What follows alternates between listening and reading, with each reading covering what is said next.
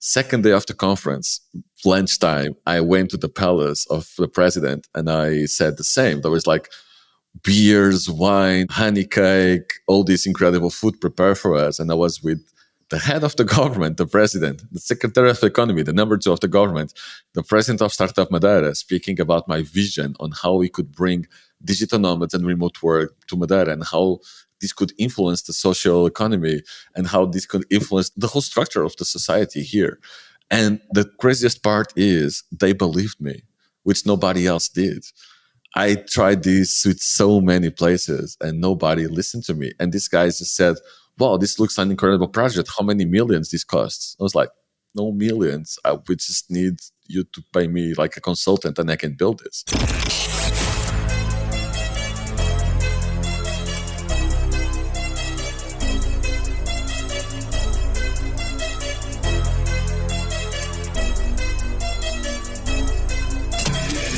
This is the Maverick Show, where you'll meet today's most interesting location-independent entrepreneurs and world travelers, and learn the strategies and tactics they use to succeed.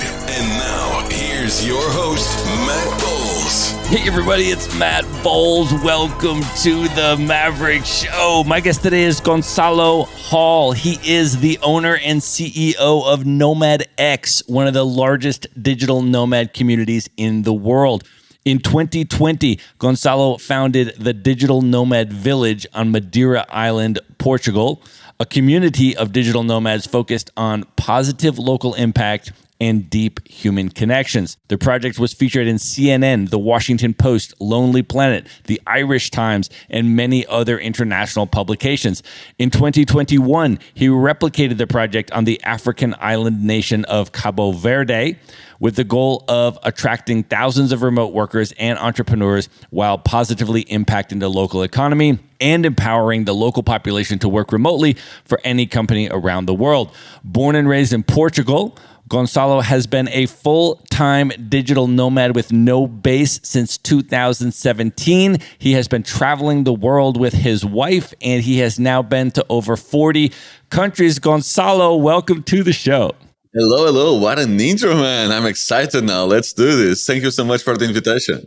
I'm excited to have you on the show, man. You and I have known each other virtually for quite some time now, and I have been watching what you've been doing, and it has just been so incredible and inspiring. So I have been meaning to get you on the show for quite some time. Super excited we could put it together today. Let's start off just by setting the scene, though, because unfortunately, we are not in person today. If we were, we'd be sharing a bottle of Portuguese wine and all of those good things. But I am actually in South America. I'm in Medellin, Colombia today recording this. And where are you? I'm right now in Madeira Island, Ponta do Sol, maybe the best village in the world, maybe. Amazing, man. I definitely want to dive into that during the episode for sure. But I want to just start off giving folks a little bit of background on you and just going way back. Can you just really start from the beginning and talk a little bit about where you grew up? And as you were growing up, how did your interest in international world travel start to develop when you think back? So I grew up in Lisbon, so I'm a little bit spoiled. We're saying this. I'm a little bit spoiled because I grew up around such an international community with Africans, Indians. Just so fun now that I'm looking back and see the opportunity I had to grow up in a city like Lisbon that is a melt pot from different cultures. So I grew up there. I went to 7 schools in 12 years. I was never very good in staying in the same place. And then I went to 3 universities. I say I have 3 half degrees, which is not true. I never went to half part. But I grew up in this beautiful place surrounded by international cultures, people from Cape Verde, from Angola, from India, from Brazil, from Ukraine, and just so fun. Now, afterwards, seeing how this played such a key role in my development and how different it is to grow up around these different cultures. So I grew up in Lisbon. As soon as I could, 18 years old, I moved to Porto because I was curious on how is life in Porto. I actually didn't like it, a little bit too cold. So next year I went to Algarve, did my first year of half university in Algarve. And I was always like that. I first chose a place I was curious about, where I wanted to go. Curiosity was always how it is to live there. So it started in school, how it is to go to the African school, how it is to go to the fancy schools with guys playing rugby and stuff. And I thrived in mixed cultures. So I did the same university. I went to Algarve University. I had no idea what degree I wanted to go. And I landed in landscape design out of nowhere. I knew zero about design, zero about biology. So I completely failed at it. Got bored in Algarve, went to Aveiro, which is another city in Portugal, more in the north, beautiful city. The same. I landed in languages out of nowhere, but my curiosity was always how it is to live in that place. And I think that curiosity came with me since I was born because I don't remember not being curious about it. When I was on vacations, I always look like Croatia and like, oh, it must be cool to live here. This is beautiful. I wonder how the locals live. Always. I didn't finish my studies at all. I started working in sports betting. And then after sports betting, I went to Germany, then to Poland, then to the world, became a nomad. And again, I can just bring my job anywhere, which is incredible. And I can meet these incredible cultures and actually deep dive in all these cultures I grew up with, which is kind of my dream. That's amazing, man. Well, let's talk a little bit about your professional trajectory and your entrepreneurial journey. Can you talk about that and how you came about realizing that you were an entrepreneur, first of all, and then what that path was like for you? Oh man, I suffered. So I worked for companies before and I started my career in companies and started working in sports data, like I mentioned. Then I went for email marketing. And there is two key points for this. The first one was still during university. I landed in this association called ISAC, which is quite a famous student association that is spread all around the globe. And this was the first opportunity where I actually did some work and understood what I am really good at and what I'm really bad at. And there was this tournament, which is a competition called the Leadership Tournament, where companies, real companies, bring problems and groups of students try to solve those problems. And the problems were around marketing and sales and management. And it looks like I was in this group with 5 people I never met before against groups that were real organized, people from management, people from marketing. And out of nowhere, we got second place because it was so easy for me without any business background to solve the issues of marketing and to solve these issues of sales. And the only reason we got second was because we wanted to be very democratic and everybody needed to present that. And so this was my first cue. You are somehow naturally good on marketing. You should follow this. So I moved to my next half degree, marketing, and I didn't finish, but I understood that I can be really good at understanding people motivations and understanding what's behind the motivation. So this was the first cue for understanding what I wanted to do in the future. The second cue was, as an employee, I was very frustrated. I wanted to solve all the issues from the company, and it never worked out for me because it looks like managers from big companies don't like to people who actually solve problems. And so I did a personality test of Myers-Briggs, and it gave me ENTP, which basically is a crazy entrepreneur, super high level, but I really suck at the details. I really suck at the operation. So every time I tried to launch myself as an entrepreneur, I failed at the operational level. I became like a American sunglass brand represented in Portugal. I loved it. The marketing was great. Everybody was in love with it. But I suck at just taking these boxes of sunglasses and take them to the post office. I always failed at operations. So my entrepreneurial journey was inspired by all these. And every time I started, I failed. I was not good at jobs. I fell in love with the remote work. I fell in love with how remote work is this tool that can change the whole world. I understood this as soon as I saw a video about digital nomads in Bali and they could work remote on the laptop. So I completely fell in love. I dig deep when I fell in love with something. So I was researching, I was checking GitLab, Doist, how they work. I was reading Remote, the book from DHH. I was just consuming every single piece of content, and I landed my last job with Remote How. And I was lucky enough that my job was to speak with these remote work influencers that then helped me launch my first business, which was a consulting for companies that wanted to move remote. So that was my first actual business. And since then, this was 1 year before COVID. And then COVID happened. I exploded because, well, the timing was right. I had the right information. I had the right knowledge. And I just started too many businesses during the pandemic. Some people fell in love with Netflix. Some made bread. I created businesses. So Remote Europe, a job board was created during the pandemic. Remote Portugal, kind of content website for Portuguese companies, was built during the pandemic. I acquired Nomad X during the pandemic. I started working with governments during the pandemic. My whole entrepreneurial journey exploded during the pandemic, but because I was reading and studying this for 5 years. So right now I have more businesses than days of the week, and I'm really happy because as an ENTP, this is my happy place. I thrive in this variety, but I'm always successful, and this is very big because I partner with the right people. I'm not in any business alone. The first partner is always someone from operations. This is key. I don't even start a business if I don't have a partner from operations. I will never do businesses alone again. And now I'm fairly successful, I guess. I think that's a really, really important tip for entrepreneurs is selecting the right business partner. And I think the first layer of that is exactly what you just said, right? Which is identifying someone with a complementary set of skills to you that's really good at stuff that's really important to a business that you're either really not good at or you really don't like doing, but somebody else loves doing it and they're amazing at it. So that's the first layer for sure in terms of business partner selection. And I did the exact same thing when I started Maverick Investor Group, my company. But let me ask you about the second layer of that, which is among the pool of people that are good at those skills that you need, how have you then narrowed it down and actually selected the right person that would be the right human being to work with and that has made these businesses thrive and successful and have the right kind of founder partner synergy? Do you have any tips for that level of the selection process? Yes, because I'm going through the selection again and I'm hiring a marketing manager that will be across all my businesses. And I look into two things: your operating system, your personality. Again, I'm a ENTP, so I look for more the opposite of me because I need people who solve my problems. And I really look for people I want to hang out with. I look for their values. So everyone that works with me needs to be in love with remote work. I hired some friends because they were superstars at their companies. Nobody recognized them. They had the right values. And I just hired them so they could thrive. And I gave them full freedom. And I don't even know when they work. I just know their job comes. So my two things is definitely some association background. Isaac background is massive for me, or any other association. Show me your work. Show me what you do when you have free time.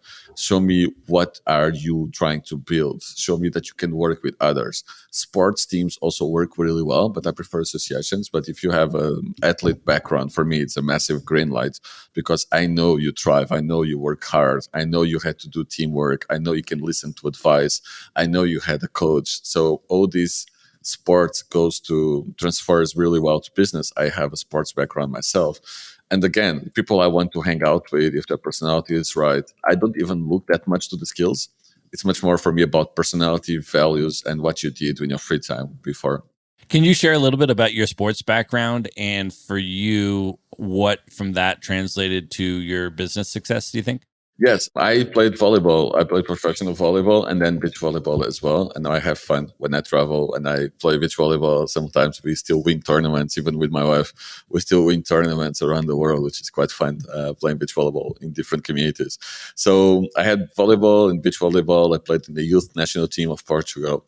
And what they taught me, and I did all the mistakes. I was very opinionative. I thought I knew everything. And I remember at 18 years old, I had a really good coach and I was good at what I did. But this guy taught me a very important lesson. I didn't like to practice, for example. I just like to play. I just like the fun part, not the repetitive part. And I just gained a massive respect by working every single day with this coach. It was not about technique. I had technique. It was just about giving the appreciation to the daily work instead of giving the appreciation to the final stage. It's not about the result. You only become good when you fell in love with the process. And for me, this was the biggest lesson. From 18, I started to love to practice, and I didn't. I hated to practice before. So I just fell in love with the process. The games were to have fun, but I fell in love with practice. I became very good at practicing. I was there. I was not thinking about life, girls, etc. When I was practicing, I was practicing. And this only happens from the 18, 19-year-old. So for me, that was the most important thing, to fall in love with the process, not just focus in the end when your company is all good and shiny. If you don't fall in love with the process, that will be a very painful ride. So the process was very important to me. Do the reps. That's really important advice, I think. And what a fun sport to be able to travel around the world and play beach volleyball over the place. I want to talk to you a little bit about your travels and your nomading that you've done, especially since 2017. I know you've now been to over 40 countries. You've been to a lot of different places around the world. But I know that Bali had a particular impact on you, especially for folks that have never been to Bali, let's say. I was in Canggu for about a month back in 2019, so I got to spend some time there. But for folks that have never been to Bali, they've never been to Canggu, can you talk about what it's like there and how your experience was, what impact that had on you? Oh man, Bali was always the dream. The way I found out about digital nomadism was through a video talking about Bali. The way all the co-working spaces, my dream was to work from dojo. I was checking dojo stories every single day. I was manifesting this so hard. I saw people on their motorbikes and I want to go there. I just need a remote job to do this. So the expectations were so high because this became my dream. This became my obsession. I was even afraid that I go there and I would not like it. Maybe the expectations are just too high. But they were not. Bali is chaotic. Canggu, I was in Canggu as well, and I love Canggu. It's like my second house. And it's just good. Like the place is beautiful, but I don't think it's about the place. I think it's about the people. The locals are incredible. It's an Hindu communities. I think it's the only Hindu island in the whole Indonesia. And Hindu just makes people so kind. People are kind. People are chilled. It's an island. So the locals are very chilled. And then in Canggu, we, the Nomad community, just built the most incredible, almost utopic Nomad community. It's just too perfect. There is these incredible workspaces like Dojo and Outpost that build such incredible communities around them. They're just great places to work, to meet other founders, to meet the right people. You can go to different places to meet the right people. And in Canggu, I met so many interesting founders. I met the VP of UX from Trivago. I met founders of startups, big startups in Singapore. There was just this meltdown of interesting people in one place that there was no boring conversation. It was almost a shock to go back home in Lisbon and have normal conversations with people. This is not interesting anymore. So Canggu has this ability to gather the most interesting people I know in one place. At the same time, it has the best cafes in the world with the best coffee, incredible food. It has the beach with surf. It has beach volleyball, which is very important to me. But at the same time, it also has the best CrossFit gym, and I fell in love with CrossFit. It has everything digital nomads care about in one place. And it's not perfect. There is too much plastic. There is a lot of pollution. There is traffic. But even though it has all these imperfections, Canggu really became for me this utopia of what a nomad community should be. And it's something I transfer to all my communities, this utopia of what would be a perfect place, what would be a perfect community, what do we need to have. So Canggu is very high in my preferences because first was the first place. It's for me the perfect community, even with all the problems it has. And it's just what an utopia of a place for digital nomads should be. That's amazing, man. Well, let's then talk about what that inspired you to go and do. Can you talk about the Nomad Village in Madeira Island and give a little bit of the backstory there in terms of your first experiences in Madeira, and then from there, what the different steps were all the way up to having meetings with the government and everything else. So just give folks a little bit of the context and background for people that have never heard of this. Let's just assume people have never heard of Madeira Island or the Nomad Village at all. Just take us from the beginning and explain how it became what it is and what it actually is now. So nomads don't travel to locations, they travel between communities. At least I would say 90% of the nomads, they don't travel to a specific place, they travel to a specific community.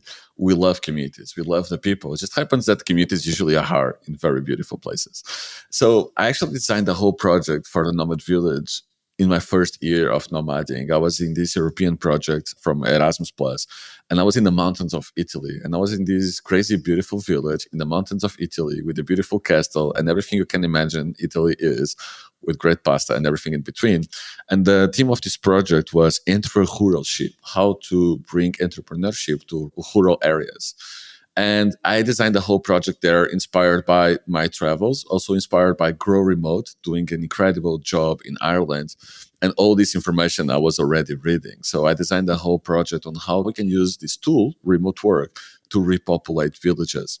So I designed pretty much the whole skeleton of this project was designed there. And I tried to do it with the local government, didn't work out. They never paid for the project. Oh, this is interesting. They didn't believe in it, didn't invest in it. So it was somewhere on my Evernote, forgotten. A couple of years later, 1.5 years ago, I came to Madeira. But I came to Madeira when I was a kid to play volleyball tournaments. They had a really cool tournament, but mostly around Funchal, the main city. And I didn't remember Madeira much. I came here 2 years ago to organize this online conference. One of the things I do is organize the Future of Work conferences. And they invited me. It's an online conference, but they invite me to come and organize from here so we can show the world that you can have good internet and people can work from here. And there was no agenda on my side. I just like, cool, free trip. Let's go to Madeira. I got to know Madeira again. I got to travel for free. This is a dream. Let's do it. So I came here, and the first day we rented a car and we went around with the car. And that my mind just was completely blown off. This place is way too incredible to be true. I felt in the mix of Bali with all the nature, all the banana trees, like these really high hills, this dramatic scene that we have here. And my mind was just like, what the fuck is this place? I can't believe I traveled the whole world and this is in my garden. I'm in Portugal. So it was completely blown away. See, this was the day before the first day of the conference. We were just traveling around. So the second day I'm here opening the conference, I have the Secretary of State of Portugal. And the second person speaking was the Secretary of Economy of Madeira. And I was doing this in a beautiful place called Nini Design Center, which is a castle in the center of Funchal. And next to me was the Secretary of Economy to present and to talk a little bit on why they brought me here to organize this from here. But just before he spoke, I was just like, dude, you guys are missing out. The Canary Islands just invested $500,000 into bringing digital nomads there. This place is 10 times better. I was in the Canary Islands when I was saying this. This place is 10 times better. This nature is just unbelievable. The internet is fast. What the hell? Why are you sleeping on this? This is impossible. You need to invest in this. And then he was speaking, and then I was speaking right after him, so there was no follow-up to the conversation. And I was just speaking like I am with you right now, and I hear he very serious, Gonçalo needs to speak with Miguel tomorrow. And I have no idea who was Miguel, but okay, yeah, I need to speak with Miguel tomorrow, some guy. So Miguel is the president of Madeira. It's Miguel Albuquerque, the president of Madeira. Second day of the conference, lunchtime, I went to the palace of the president and I said the same. There was like beers, wine, honey cake, all this incredible food prepared for us. And I was with the head of the government, the president, the secretary of economy, the number 2 of the government, the president of Startup Madeira, speaking about my vision on how we could bring digital nomads and remote work to Madeira and how this could influence the social economy and how this could influence the whole structure of the society here. And the craziest part is they believed me, which nobody else did. I tried this with so many places and nobody listened to me. And this guy just said, wow, this looks like an incredible project. How many millions this costs? I was like, no millions. We just need you to pay me like a consultant and I can build this. And they were like, oh, interesting. We went back and forth. I was designing the project, designing this as a consulting project.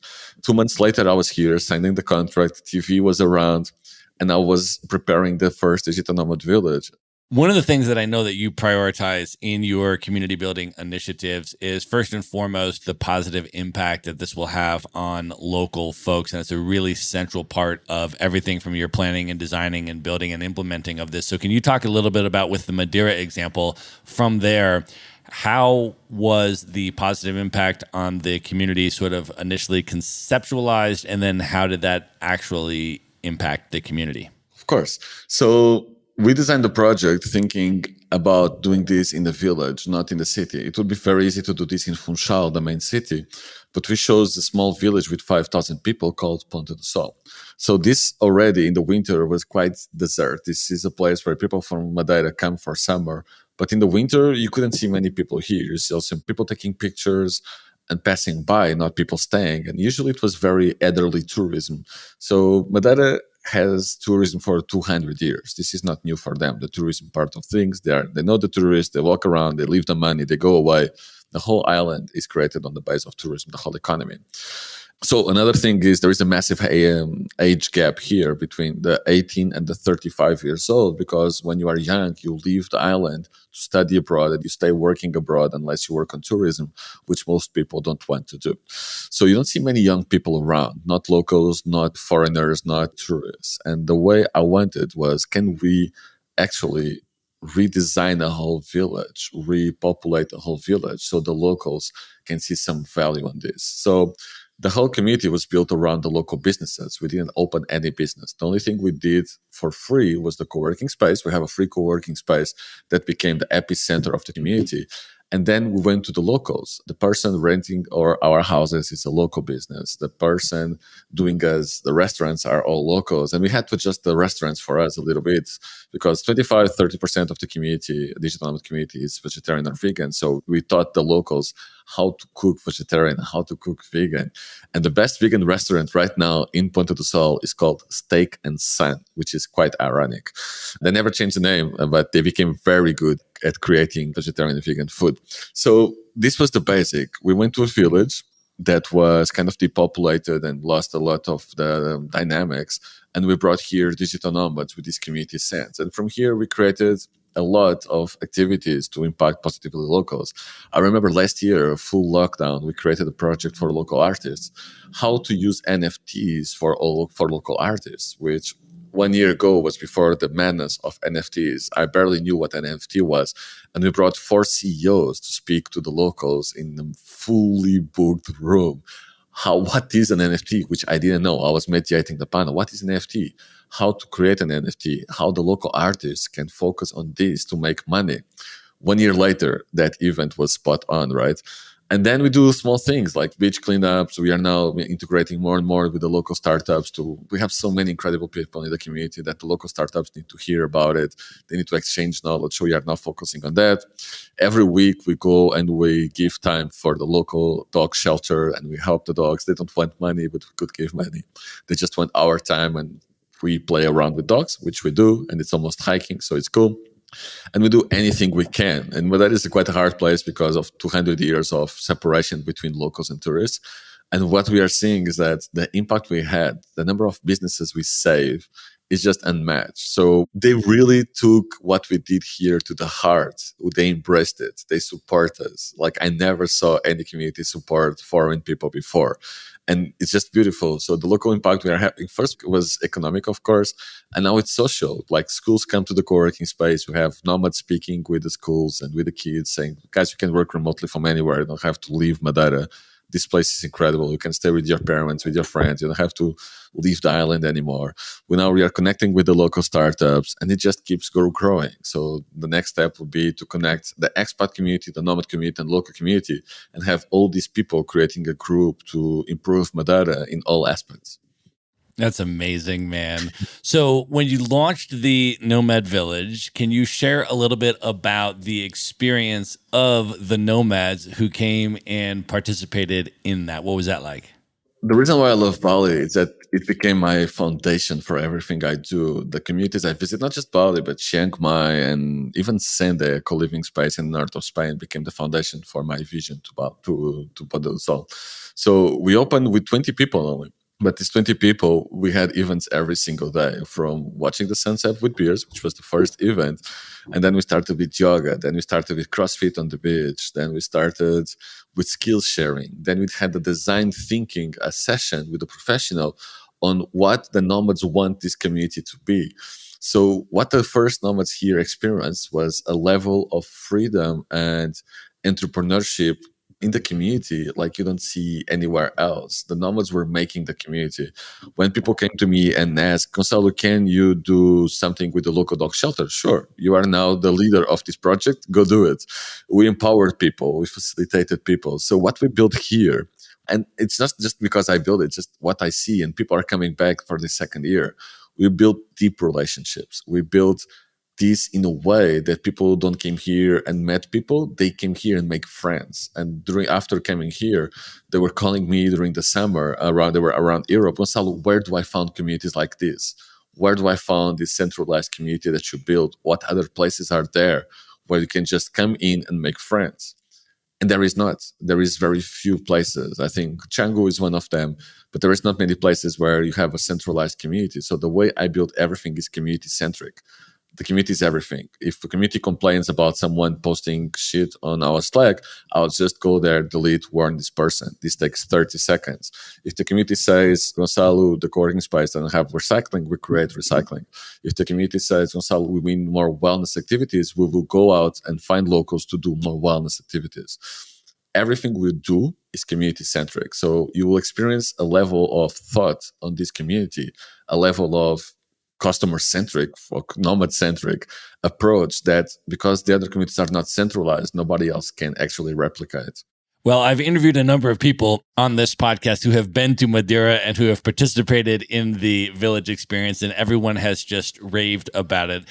I want to ask you now about your next moves after that in terms of selecting other locations to replicate this concept. And I want to ask you specifically about the African island nation of Cabo Verde, which I was so excited to hear that you were going to be working with, because Africa has a super special place in my heart. In my nomad journey, I've probably spent about 2 years on the continent in total. I have been to Cabo Verde, but it was a very brief swing through. I've really been wanting to go back ever since. And then I saw that you were doing this on Cabo Verde, and I was super excited. So it's definitely going to be a very high place on my list that I'm going to want to go and spend time. But first of all, for people that have, again, never heard of Cabo Verde, don't know where it is or anything about it, can you share your initial experience there on the island, what it's like, and just sort of describe that for folks, and then how the project started to evolve there?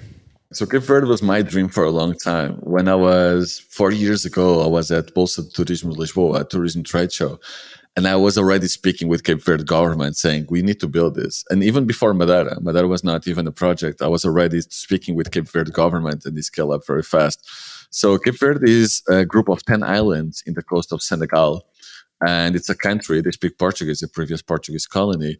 And it's just almost like a mix of different countries inside one. So we have São Vicente, which is a little bit of everything. It has mountains, has surf, has kite surf, has the cultural center of Cape Verde in the city called Mindelo, where the best singers, the most famous people came from, and in the culture scene. So Mindelo is a very cultural city. But then you have Boa Vista and Sal, which are beach islands. So you have incredible white sand, unlimited white sand. You can swim with turtles. You can surf. Again, kite surf is a big sport in Cape Verde, and people are so friendly. It was the most friendly community I ever created. It's just incredible how the Cape Verdeans see foreigners, how much they want to integrate. It was so easy for all the nomads to just go there, go to a bar and meet 20 locals, which usually is not very easy to do in the nomad communities. So Cape Verde is incredible. It's just 4 hours from Lisbon. Actually, the reason why I love it is that you have direct flights to Boston, to Africa, to Senegal, and to Morocco. You have direct flights to Brazil, and you have direct flights to most Europe. So it's very well connected because lots of people do vacations in Cape Verde. So we chose São Vicente and Mindelo specifically because it's the cultural center. And I believe you should go to São Vicente because you can meet the culture. Sal is only beach and resorts, which is okay, but that's not what we want to share with the nomads. We want to share the culture. So we built these communities in São Vicente. We have co-working spaces. We prepared a whole accommodation. We have a centralized Discord community. We organize daily events. We have a local community manager and a foreign community manager. But it's just a beautiful place that now is more and more known by nomads, and we have more and more people going there. And the whole idea for this is, can remote work change a whole country? Because Cape Verde doesn't produce anything. They have to import everything. And the only thing they can export is knowledge. So can we put these people working remotely? Can we go there and teach locals how to work remotely? Because now they have the right infrastructure to do it. Can we share with the locals? So that's the whole idea for the Cape Verde project. São Vicente was the first test. We will spread the project to more islands. Second season, we have the first partnership with an airline. Cape Verde Airlines was grown. We have fixed price for nomads. We have a remote work visa in place, which is very easy to do. The salary requirements are 850 euros to do this. You only need 2 to 3 weeks before You send an email with the documents. We take care of everything. You have a remote work visa. On arrival, you have a stamp, and you just enter with a 6 months entry stamp, which is quite cool. So that's the story behind Cape Verde. I'm just sure that Cape Verde will be the star of the movement and will be a top 20 place in the world because it's so close to Europe. The time zone is the same as the solar, so 1 hour behind Lisbon. You can work there if you are an European startup. You can work there if you are working for America. It's just beautiful. The locals are incredible. You can swim with turtles every day. It's just incredible. It's just Africa in a nutshell. It's incredible. That's amazing, man. I am so excited to go and participate and immerse in that. It sounds incredible. Let me ask you this now, Gonçalo. I want to talk to you about your acquisition of Nomad X. Now, Maverick Show listeners know Dave Williams, who has been on the show, who was the founder of Nomad X. I know you and Dave have a great relationship, but can you talk about your decision to acquire the brand, become the CEO of the brand, why you chose to do that? And for folks, let's just say that have actually not heard that interview with Dave Williams, and this is their first time hearing about Nomad X, once you acquired the brand, what does that brand do today, and what is your vision for where you're taking it? So Nomad X, if you don't know Nomad X before from Dave, it was incredible, and it grew this brand so big. It was just incredible. But due to the pandemic, they were focusing in creating the perfect housing market for digital nomads. So like Airbnb for nomads, focus on this market. They were way too early. They started this like 4 or 5 years ago. So they went too early to the market, massive investment, and they ended up selling the whole accommodation business to flatio.com. So Nomad X was there just without any direction. And on the other side, I was growing. I have Madeira. I have a lot of people reaching out to me in different countries. And I cannot be everywhere. So I needed a brand to represent what I do with the local communities, to represent the kind of communities I'm building, and to make sure that people know that if there is this seal of approval from Nomad X or from whatever I'm doing, the community will have certain structure that you would expect from us. So I actually acquired Nomad X. I spoke with Dave. Dave didn't know what to do exactly, what to do next with Nomad X. There was this beautiful brand. He was working for this for 5 years. And for me, it just made sense. I was here. It was a tough decision because a lot of people told me not to do it. Just create your own thing. You are big in the market. Everybody knows you. You can just create a brand from scratch. But I love the brand. Nomad X helped to create the scene in Lisbon. Nomad X helped to create the scene in Porto. Dave, you're such an incredible guy. Like, such a luck to have this guy behind me and teaching me what he did and sharing with me. So I decided actually to acquire Nomad X, to get Nomad X, and to bring Nomad X to a new direction. What is this new direction? Exactly what we do in the community. So Nomad X is just a community-centric brand right now. We are now redoing everything. And we want to create legendary experiences for nomads all over the place. So we started with these communities. We are working with governments. The work I do with the governments start to be work that Nomad X do with the governments. And we want actually to be the most community-centric ever brand in the world. So Nomad X is not even a business, it's the community. If the community says we want to experience Nigeria, we will create an experience in Nigeria. If the community says they want to have more impact, we'll find a way for the community to have more impact. So that's the vision. We'll do different things inside Nomad X, working with governments, of course, and create new communities with the governments, always focusing on structure, having positive impact. We will do the first deep learning retreat, which is something I was trying to do for like 4 years. I thought about this in Bali, swimming in the pool. It would be really cool actually to learn how to surf, but we only get 1 or 2 classes and then we quit because we move to a different place. What if we could stay in one place for a whole month and surf every single day with a professor that will take you from 0 to 5, not from 0 to 1? All the professors are training like always the same, paddle, stand up. No, what if you have a professor for the whole month and you can surf every day? So we are launching our first deep learning retreat actually in the village where Dave lives in the south of Portugal and in Rifana. And to be 1 month with co-living, with a co-working, and with a surf coach where you can surf every single day. We are opening co-living spaces. The first one will open here in Madeira because there is a massive issue with accommodation right now for nomads. So we are open decent priced co-living spaces for around 850 euros, which is very cheap for the most co-living space. We see co-living spaces as accommodation. We are opening co-working cafes, which is a model I fell in love with. We are doing nomad experiences. We will go to a new place and just experience a new community for a month to see if we should work more there. Imagine we go for a month to, I don't know, south of Spain, to an unknown village or to the mountains of Portugal. And then we decide, should we actually build a bigger community here? Yes, no. well, how was the experience? So everything we do will be like this. Like there is no real business behind it, but there is a business behind it. Our business is to provide what the community is asking for. And also very important, like I love what Tarek is doing with Nomad Giving Back. So a big focus will be to empower and give more power to Tarek and to Nomad Giving Back. And they will be our NGO right arm. They will be our impact partner. And I'm very excited to actually bring what they are doing to even more people, but not also that, but to bring my community and have everybody understanding the power of this. Because I met Eric right in the beginning in Bali a long time ago when they were starting this Nomad Giving Back, and I learned so much with him. It was my inspiration to have local impact. So now I want to give back to him as well. And I really want to empower him and give more power to what he's doing because it's unique and it's incredible. That's amazing. Well, Maverick Show listeners know Tarek Khouloussi. He's been on the show twice. I actually just hung out with him in person this month in Medellin, and I interviewed him on the Maverick Show for the second time. So just a few episodes ago. And the first interview that I did with him, we were reminiscing about this, was literally the week that he launched Nomads Giving back in 2018. And this was the first podcast platform that he had ever announced to the world that he was launching Nomads Giving back. And that was 4 years ago. And so we have this incredible history and friendship. And he's a very, very dear friend of mine as well. So I was so excited to see that the two of you were partnering up and connecting and working closely, that he was involved as well. So that's amazing. I learned so much with him. Fun fact, Tarek actually launched Nomad Giving Back at Nomad Cruise in Cape Verde. So when I launched Cape Verde, reached out to me, Gonçal, that place is so special to me.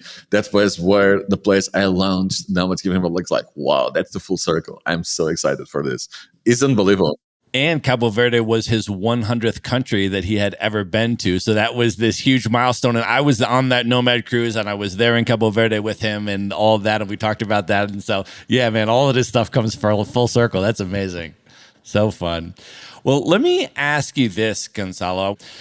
How do you balance the concept of traveling for the purpose of experiencing the local cultures, right? Like what you started off talking about at the beginning of this interview, you were so interested in learning about these other cultures and experiencing these other cultures and wanting to go to these places and immerse in these other cultures. How do you balance that with the nomad communities, which can sometimes create the opportunity for people to travel to a place and then stay entirely within a nomad bubble and interact almost entirely with expats, at least in a social capacity, and maybe not have as immersive of a travel experience? And I know that you're a guy who's passionate about both of those things and talking about the importance of community and also the importance of immersing and connecting with locals. So can you maybe share some reflections on that and maybe some tips for nomads to navigate that? It really depends on where you are and how much do the locals actually want to hang out with nomads, which I found it's very different from place to place. What I do usually, I go to the locals through sports. So I play beach volleyball and I do CrossFit. And usually nomads don't have these bubbles. They have to integrate. You cannot just create a CrossFit team out of nowhere. And beach volleyball also needs some structure. So for example, in Las Palmas, my whole friend circle is locals because they are the ones who play beach volleyball. So I was playing beach volleyball every day with locals. I speak Spanish, so it was easier for me. And it was my way into the local community. In Las Palmas was one of those places where I actually hang out so much more with the local community than with the nomad community because of beach volleyball. So it was somehow beautiful. Other places where I did this, a little bit like bigger cities, but it's not easy everywhere. We did this in Cape Verde as well. It was more through the culture. We went to live concerts, we met locals, and they are so open in Cape Verde that it was just easy to mingle and to meet people just drinking a beer in the bar. People just talk with you. But there is other places, and Madeira is a little bit on that. We are working really hard to build this connection, but it's not easy, where the locals are a bit closed, and we try to understand why. Madeira is because they saw 200 years of tourism. They saw way too many tourists, and the tourists never tried to integrate because, well, they were here for 1 week, so what's the point? So they are used to this kind of people that don't want to integrate themselves with the locals. They just came here for visit to see this beautiful island. So the way I am solving this, and I think this will be very important, is through a local community manager. And this will be key. By bringing a local to manage the community of nomads, we can actually have this local entry barrier completely removed. So, for example, in Madeira, we have Madeira Fitness Friends, started by a local, and that mixes every week in the workout locals, expats, and nomads. And they create these events every single week where locals, nomads, and expats can just mingle and share a common thing, which is their love to sport. So what I'm finding right now is that when you add a community manager, if you have a centralized community, when you add a local community manager that has this mission of bringing nomads to the local community, this becomes much easier in places where the local community is not so open, which is mostly touristic places. So first, through sports is the way for me to connect with the local community. I think it really works well if you go to a local yoga studio, if you go to the local CrossFit gym, if you go to play football with the locals. It's not always easy, but once you break where they hang out, it becomes very easy. And the second one, if you manage a community or if you go to a local co-working space, just ask the community manager, the locals, where do they hang out? What events do they have that you can just join? Where are the English speakers? Because sometimes there are not many English speakers in the local community. Can you find, is it the business communities? Are there any business community around? So it's not an easy feature always, but depending on the locations where you are, there is different ways of doing it. The one that always works for me is sports, always, never misses. Let me ask you this. What is your vision for the future of the digital nomad movement, where all of this is going, and particularly the role of Nomad X within that context? What is your vision for the future of Nomad X? So remote work is a new normal. I think we will divide the work into online work and offline work, where the online work is all the work that can be done remotely. Everything that can be done remotely will be done remotely. And the offline work is things like your local cafe, the people that work in restaurants, etc. What we are seeing first is a balance. So before, the online work was much better paid than offline work, and now we are seeing things slowly balance it out. Because this happened with marketing. In marketing, when you leave university in Lisbon, in Portugal, you get offered 800 euros, which is the same as an offline worker win. So you see already some balance in professions that are online that have a lot of people trying to enter into them. And at the same time, you see the offline work raise the salary. So what I see in 50 years is a salary balance between online and offline, but most important of that, a salary balance across countries. So we see when we pay a high salary in Nigeria for a programmer, or when we pay a high salary in India, we are slowly balancing it out. And when we see companies like Automatic and even Buffer had a salary calculator that was one of the things they had was a location-based percentage, which they completely remove, and now they embraced same position, same salary, the same that Matt Mullenweg from Automatic is trying to promote for so many years. So in terms of society, I see a slow balance of the online work and the slow balance on the salaries across the world. And with more money in places like Nigeria, Cape Verde, offline work will also be better paid because people have more money to spend. So this is more like my high level vision about what's changing in the world. About the nomads, I think it will be very interesting. I think we'll see more managed communities. Again, I do believe that nomads travel between communities, not between locations. So we will see for now a war of countries trying to attract nomads. Most of them are failing. I would say 99% of the countries who launch nomad visas are not really trying to target nomads, are trying to target remote workers. So once they realize this, if they ever realize this, they will start adapting their visas to actually attract nomads, attract remote workers, and have almost like a repopulation funnel, which we in Europe and in the North America, that we strongly need to attract people because a population is just in the deep decline. So we will see more and more countries trying to attract remote workers, and Portugal is thriving on this. So for the nomads, I think we will grow. I think it will be as normal as study abroad for some years. It will be something that most people that work online will do for 2-3 years of their lives just to test it out. Some people will fall in love with the movement like I did, like you did, and want to stay longer and maybe never leave. And we conquered something that's important for us, which is the freedom to go anywhere. So maybe even if you stop becoming a nomad, you acquired a freedom to move seamlessly between locations. So if you are in love with Medellin, you can stay in Medellin. If you suddenly the political landscape changes, you can come to Lisbon and just seamless move to a new country without thinking twice. So we will see also the countries fighting for attracting remote workers, and it's already happening. what's the role of Nomad X? Nomad X wants to, number one, help the right countries and the right communities to attract digital nomads by creating incredible communities. The way we create community is very centralized, and we believe we have to centralize to decentralize. So we have to centralize people in the platform like Slack, like Discord, to then help them to thrive and decentralize everything we do. So we are working with countries, and we will work with more countries, specific countries that are now developing, like Brazil and Cape Verde are good examples. Countries we are working with to start to create these nomad communities in very cool places. But we will help build the infrastructure. We will help build the right visas. We will help empower the local businesses like we did here in Ponta do Sol to offer the right services to digital nomads. So this is the first thing that we will do. This is with the countries. And it's something we are really focused on. We will keep pushing Cape Verde. We are working with the Portuguese government, and we will soon launch Brazil.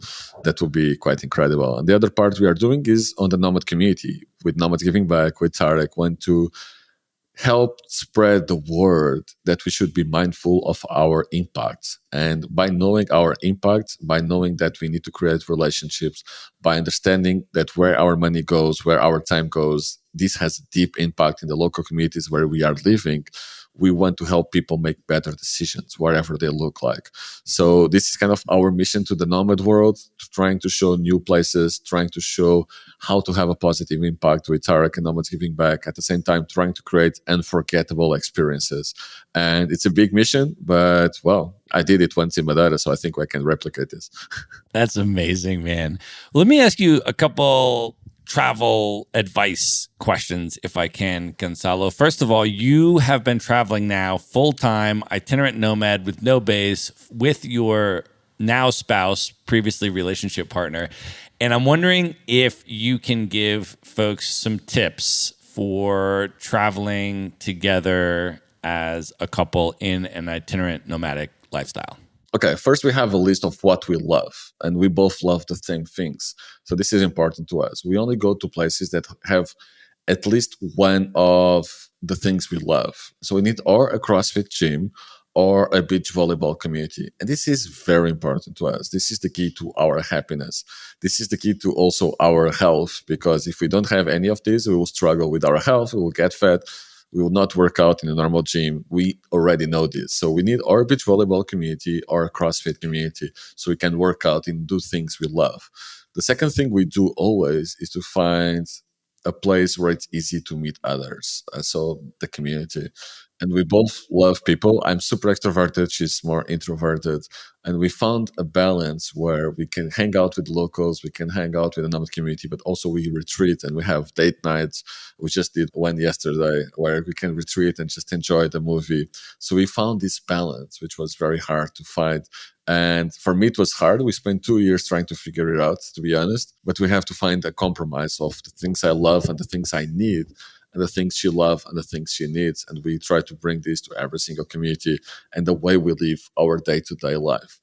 And then it's just respect and listen. I believe there is no secret to relationship. The way we did it was every time we found a problem, and there is like stupid problems and more profound problems for us. For example, sharing the dessert was a problem.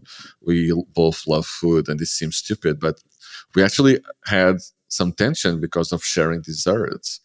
And we thought, okay, this is something that's not right. How can we do this? We created a rule. We never share desserts again.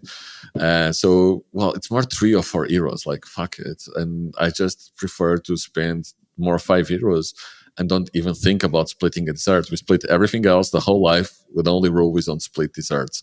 So find whatever works for you. If there is some tension around anything, the location, the co-working space, understand what are the motivations of your partner and what your motivations, how you can compromise in the middle. It's a constant negotiation, but once you nail it, once you understand it, it becomes easier with time. Awesome.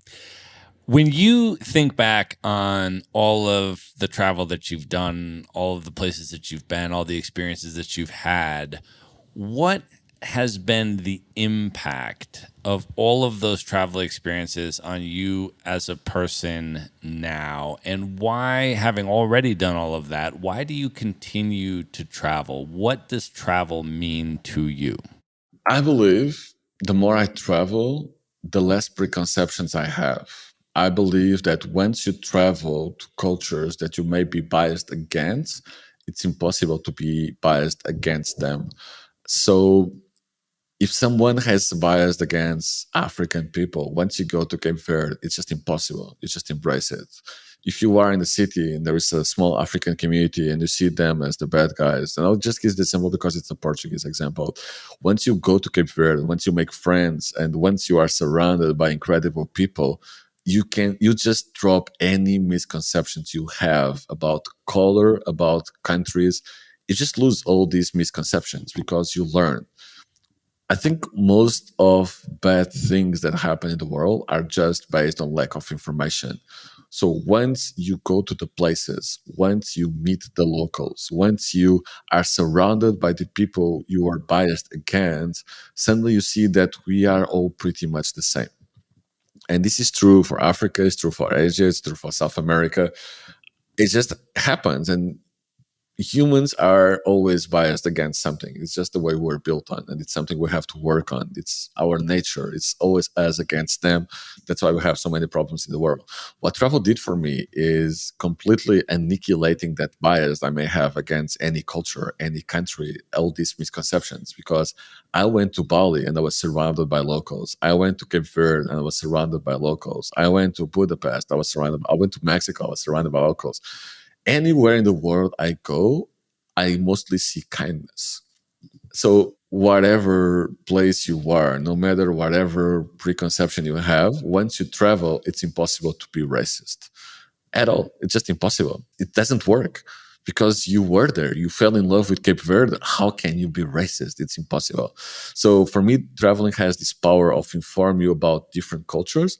It has the power to give you this information that you are not right. There is other ways. There is always other angles to the way you live. And it has the power to make you introspect in the way you can grow with these experiences. So this is why I keep traveling. The world is way too big. I have FOMO, which is the biggest issue I have as a nomad. I want to be everywhere. I want to go to Madeira. I want to go back to Brazil, but also want to go back to Bali. I want to do so many things and be in so many places. So this is the biggest impact that travel had in me and that I see travel having in people. You just become a much more open person and you just acknowledge that we are all different, but at the same time, we are all the same. And most people are actually kind, not whatever misconception you have. And well, that I think is an amazing place to end the main portion of this interview. And at this point, Gonçalo, are you ready to move in to the lightning round? Let's go. Let's do it. The lightning round. All right. What is one book that has significantly impacted you over the years you'd recommend people check out? I would say one of the first books in my life. I read it in my second university, and it's Poke the Box from Seth Godin. It just taught me how to, whatever you want to do, it may seem very big to create a community in the country. If you just poke the box, if you just send that email, things can happen. Always poke the box. What is one travel hack that you use you can recommend to people? I learned how to avoid jet lag. So I don't sleep on airplanes or any transportation usually. So what I do is as soon as I go into the airplane, I change my watch to local time and I only sleep or try to close my eyes in the local time evening. So with that, I rarely have any jet lag. Awesome. If you could have dinner with any one person that's currently alive today that you've never met, just you and that person for an evening of dinner and conversation, who would you choose? I have two, man. I will have to say the two. One is because it's the father of all of us. It's Tim Ferriss. This guy just knows so much. It's just incredible. I am a fan. My first podcast, I learned so much with him, from intermittent fasting to whatever people he brought. I'm just a better person and a more knowledge person because this guy does what he does. The second one, well, I love this guy for a long time. I know he's very polemic, but I would love to have dinner with Will Smith. I think the way he created his life, like I went through his biography, I know his YouTube channel, and he's a wonderful human. I think even wonderful humans can have bad days and do bad things. It just happens that he did one bad thing in a very big stage. But this guy's incredible. The way he hustled, the way he built what he has today, it was just through hustling and being a good person and being smart. So I respect a lot this guy, and I would love to have dinner with him. If you could go back in time, knowing everything that you know now, and give one piece of advice to your 18-year-old self, what would you say to 18-year-old Gonçalo? Well, 18-year-old Gonçalo was very rebel, but the one thing I learned with time is to trust my instincts and double down on my beliefs. So I have strong instincts. I had it around remote work. I had it around several things. Now I'm having them again. And when I doubled down on my instincts, like I did with remote work, like I did with Repopulation Project, good things happen. So somehow I'm a high level visionary and now just need to trust it and double down and poke the box. Awesome. Of all the places you have now traveled in the world, what are your top 3 favorite destinations you would most recommend people should definitely spend some time in? I'm so biased on this one. So I'll say some that I actually manage and some that I don't. So Canggu is my number one. You know this by now. I love Canggu in Bali. Madeira, it's just crazy beautiful. Even if I didn't build anything here, I would just say Madeira. Rio de Janeiro in Brazil, I was just there for a while and it's amazing and unbelievable. I say Rio is everything. It's all the best and all the worst. And I'll have to add one more, Cape Verde. Just blew my mind. I spent 5 months there. Meeting the locals, swimming with turtles, the nature, the kind enough people, just out of this world. So I have to say 4. Sorry, man. That's all right. We'll give you 4. Okay, Gonçalo, what are your top 3 bucket list destinations? These are places you've not yet been, highest on your list you most want to see. First one is Sri Lanka. I almost been to Sri Lanka 3-4 years ago, but there was an attack there in the church and they closed the country. And I really wanted to go there. I'm betting hard that Sri Lanka will be one of the best places in the world to be as a nomad. Outpost just opened there. They are proving me right. They say they love it. So Sri Lanka is number 1. Argentina. Never been to Argentina. It will be number 2. I really want to go. I know a lot of Argentinians. I love them. So I really want to go and visit their country. And the third one, sir, is the place where you are right now, Colombia. The same. I love Colombians. I haven't explored everything in South America, and that country must look amazing. The people are out of this world, so I need to go to Colombia. Those are 3 great picks, man. Those are actually 3 of my favorite places. So whenever you want to go to any of them, man, just hit me up for some tips and I got you. Awesome. All right. Gonçalo, I want you to let folks know, first of all, if they want to participate in some of these nomad community village projects, they want to come to Madeira, they want to come to Cabo Verde. How can folks do that? How can they learn more and get involved and participate? Awesome. So right now we are redoing the whole website. So if you go to our website, nomadx.com, actually you can see all the communities that we are currently managing and helping. So nomadx.com, you'll see a tab saying communities, and you just go down, you see a little bit of each one of them. You have Madeira, you have Cape Verde, and you can just register. So there is a button to go to the official website, you register, and you book your ticket, and you come wherever you want to go in our communities. So that's the right way to do it. Amazing. And then if folks want to connect with you, follow you on social media, find you in any other way, how else do you want people to come into your world? I'm always changing, but LinkedIn is my second home. It's where I share my deep thoughts about things. Maybe they are not always right, but LinkedIn is one of my favorite places. So just look for my name, Gonçalo Hall. And Twitter. I'm falling in love with Twitter more and more. So Gonzu Hall, Gonzohall, is where I also share my short thoughts, and I love it. If you want to follow my Instagram, of course, Nomad X is everywhere, but Gonzu Hall also on Instagram. Amazing. We're going to link all of that up in the show notes. So folks can just go to one place at themaverickshow.com. Go to the show notes for this episode. There you're going to find the links to Nomad X so you can participate in some of these amazing community projects. You can also find all of Gonçalo's social media handles and links to everything else that we've talked about in this episode, themaverickshow.com. Go to the show notes for this episode, and there it will be. Gonçalo, thank you so much for coming on the show, brother. This was fantastic. I love it. Thank you so much for the invitation. Keep pushing. This is amazing what you are doing. So congratulations for you as well. Thanks, brother. I appreciate you. All right. Good night, everybody.